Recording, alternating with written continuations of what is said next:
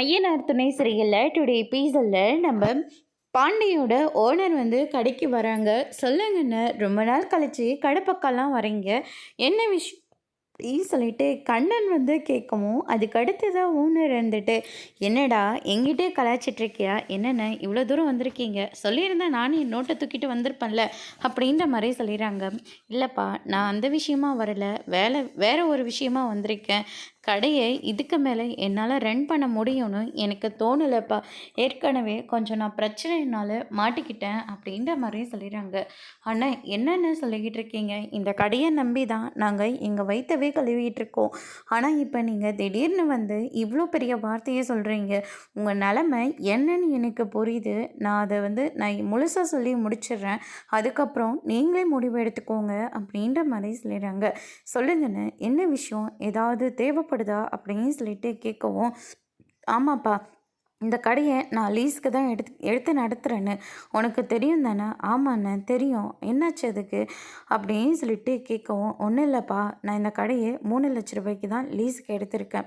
நான் அடியில் கொஞ்சம் உடம்பு சரியில்லாமல் போயிடுச்சு, அதனால் நிறைய செலவாயிடுச்சு. அதனால் வேறு ஒருத்தருக்கு இந்த கடையை கொடுக்கவும் எனக்கு மனசு வரலை. இத்தனை வருஷமாக இந்த கடையை நீ பார்த்துட்டு வந்துட்டுருக்க, நீ தான் எல்லாமே இருந்து வாங்கி போட்டு செஞ்சுருக்க, கணக்கும் காட்டியிருக்க. உன்ன மாதிரி ஒரு நல்லவன் எனக்கு கிடைக்க மாட்டான்ப்பா. அதனால் இந்த கடையை வெறும் 3,00,000 நீ எனக்கு கொடுத்துரு, அக்ரிமெண்ட் பேப்பரும் நான் மாற்றி கொடுத்துட்றேன், நீ இந்த கடையை எடுத்து நடத்திக்கோ அப்படின்ற மாதிரியே சொல்கிறாங்க. இதை கேட்டோன்னே பாண்டி வந்து ரொம்ப ஷாக் ஆகுறாங்க. கண்ணன் இருந்துட்டு, இப்போ தானே நீங்கள் உண்மையாகவே எங்களுக்கு பாலை வார்த்துருக்கீங்க, ஏன்னா வேலை செஞ்சிட்ருக்கிற கடைக்கு இவர் ஓனராக போகிறாரு, எவ்வளோ பெரிய விஷயம் தெரியுமா, இவர்கிட்ட வேலை செஞ்சு நான் எப்படியாவது பழச்சிப்பேன் அப்படின்னு சொல்லிட்டு கண்ணன் ஒரு பக்கம் சொல்லிட்டு இருக்காரு. நீ வேற கொஞ்சம் நேரம் சும்மா இருடா. அண்ணன், எனக்கு இதில் சந்தோஷம்தான், நான் இல்லைன்னு மறுக்கல, ஆனால் 3,00,000 நான் எங்கன்னு போவேன் அப்படின்ற மாதிரி சொல்கிறாங்க. நீ சட்டனாலாம் சொல்லிடாதப்பா, எனக்கு வேறு ஒருத்தர் கொடுக்க மனசு இல்லை, அதனால தான் உங்ககிட்டே இந்த விஷயத்தை டைரெக்டாக பேசிகிட்ருக்கேன். நீ போய் வீட்டில் எல்லார்கிட்டையும் சொல்லு, அவங்களோட விருப்பத்தையும் நீ தெரிஞ்சுக்கோப்பா அப்படின்ற மாதிரி சொல்லிடுறாங்க. அதுக்கு அடுத்ததான், இதுதான் உனக்கு கிடைச்சிருக்கிற பெரிய ஒரு வாய்ப்பு, இதை நீ யூஸ் பண்ணிக்கோப்பா அப்படின்னு சொல்லிட்டு அங்கேருந்து கிளம்பிடுறாங்க. அதுக்கடுத்ததாக கண்ணன் இருந்துட்டு என்னென்ன யோசிச்சுட்ருக்கு, நேராக வீட்டில் போய் பேசினேன், வீட்டில் இருக்கிறவங்க கேட்டால் ரொம்ப சந்தோஷப்படுவாங்க, உன்னால் முடியாதா, அவங்க கூட ஏதாவது ஹெல்ப் பண்ணலாம்ல அப்படின்ற மாதிரி நம்ம கண்ணன் வந்து சொல்லிடுறாங்க. அதுக்கு அடுத்ததாக பாண்டியும் யோசிக்க ஆரம்பிக்கிறாங்க. இந்த பக்கம் வந்து பார்த்திங்கன்னா காயத்ரி வந்து பஸ் ஸ்டாப்க்கு வராங்க. ஆல்ரெடி நம்ம பல்லவனும் அங்கே இருக்காங்க. பல்லவன் வந்து காயத்ரியை பார்க்குறாங்க. காயத்ரி ரொம்ப வெயிட் எல்லாம் இருக்காங்க. அதுக்கு அடுத்து தான் வந்து பார்த்திங்கன்னா காயத்ரி வந்து ஹாய்ன்னு சொல்லிட்டு கை காட்டுறாங்க. நம்ம பல்லவனும் வந்து கை காட்டிகிட்ருக்காங்க. அதுக்கடுத்து தான் இந்த பக்கம் வந்து பார்த்திங்கன்னா சேரன் இருந்துட்டு பல்லவன்கிட்டேயும் நம்ம சோழன்கிட்டேயும் போயிட்டு சப்பாத்தி செய்வா, பூரி செய்வான்னு சொல்லிட்டு கேட்டுட்ருக்காங்க. சப்பாத்தியே செய்யுங்கன்னு, ஆனால் இந்த உருளைக்கிழங்கு மட்டும் வேண்டான்னு வேறு ஏதாவது செஞ்சு கொடு, அதுக்கப்புறம் அச்சாவாக ஆகிடும் அப்படின்ற மாதிரி சொல்லிகிட்டு இருக்காங்க. அதுக்கடுத்து தான் உங்களுக்கு கிண்டல் ஓவராக போச்சுடா அப்படின்னு சொல்லிட்டு சேரன் வந்து சொல்லிவிட்டு அங்கேருந்து கிளம்ப பார்க்குறாங்க. பாண்டி வரதை பார்த்துறாங்க.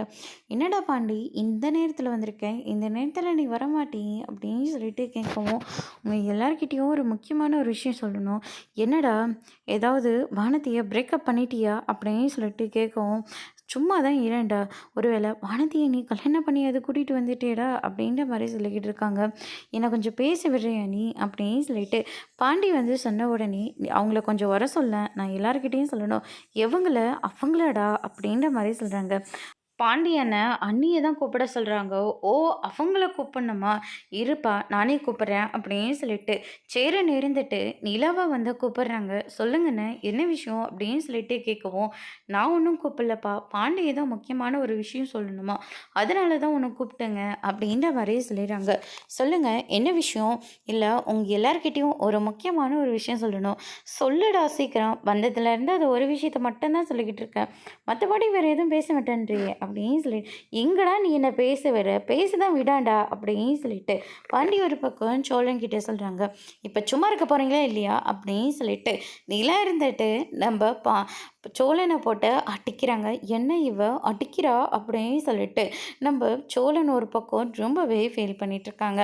அதுக்கு அடுத்ததாக வந்து பார்த்திங்கன்னா இந்த பக்கம் பாண்டி இருந்துட்டு ஓனர் இன்னைக்கு கடைக்கு வந்தார்.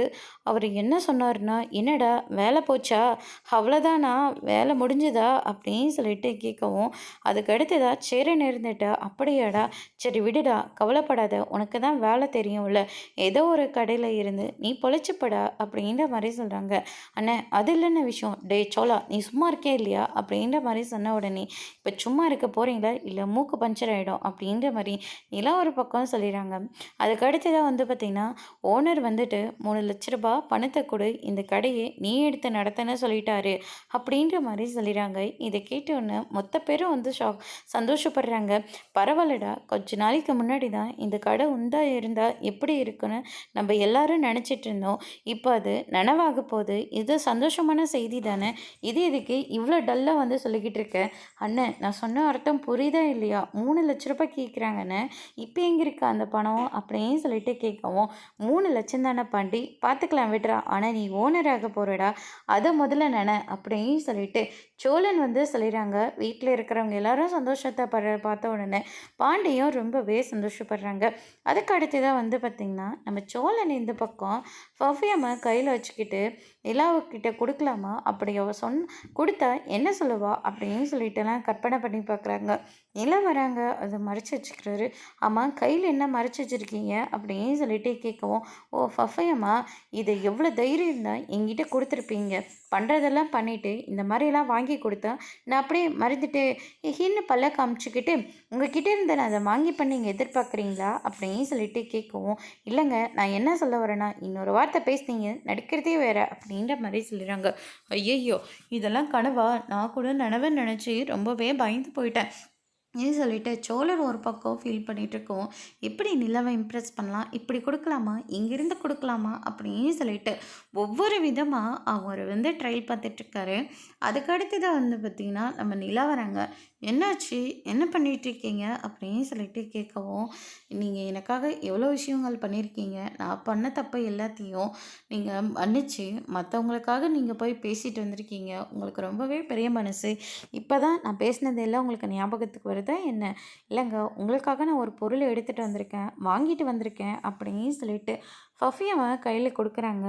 ஓ பர்ஃப்யூமா, நானே வாங்கணும்னு நினச்சேன், நீங்களே வாங்கிட்டு வந்துட்டீங்க, ரொம்ப சந்தோஷம், கொடுங்க அப்படின்னு சொல்லிட்டு நிலா வந்து எதுவுமே சொல்லாமல் அதை வாங்கிட்டு போயிடுறாங்க.